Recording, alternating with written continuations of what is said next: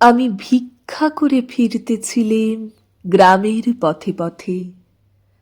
তুমি তখন চলেছিলে তোমার স্বর্ণরথে। অপূর্ব এক স্বপ্ন সম লাগতেছিল চক্ষে মম। কি বিচিত্র শোভা তোমার, কি বিচিত্র সাজ! আমি মনে ভাবতেছিলেম, এ কোন মহারাজ?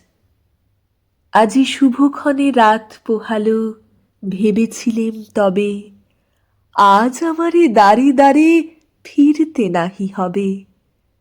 বাহির হতে নাহি হতে কাহার দেখা পেলেম পথে। চলিতে রথ ধনধান্য ছড়াবে দুই ধারে, মুঠা মুঠা কুড়িয়ে নেব, নেব ভারে ভারে।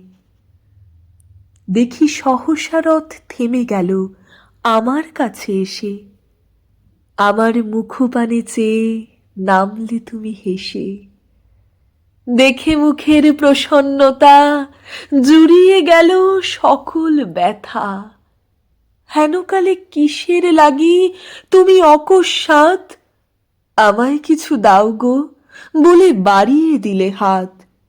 মরি, এ কি কথা রাজাধিরাজ, আমায় দাও গো কিছু? শুনে ক্ষণকালের তরে রইনু মাথা নিচু।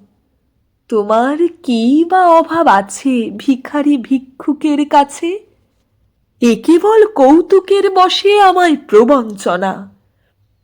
ঝুলি হতে দিলেম তুলে একটি ছোট কণা। যবে পাত্রখানি ঘরে এনে উজাড় করি, এ কি, ভিক্ষা মাঝে একটি ছোট সোনার কণা দেখি। দিলেম যা রাজ ভিখারিরে, স্বর্ণ হয়ে এলো ফিরে। তখন কাঁদি চোখের জলে দুটি নয়ন ভরে। তোমায় কেন দিইনি আমার সকল শূন্য করে।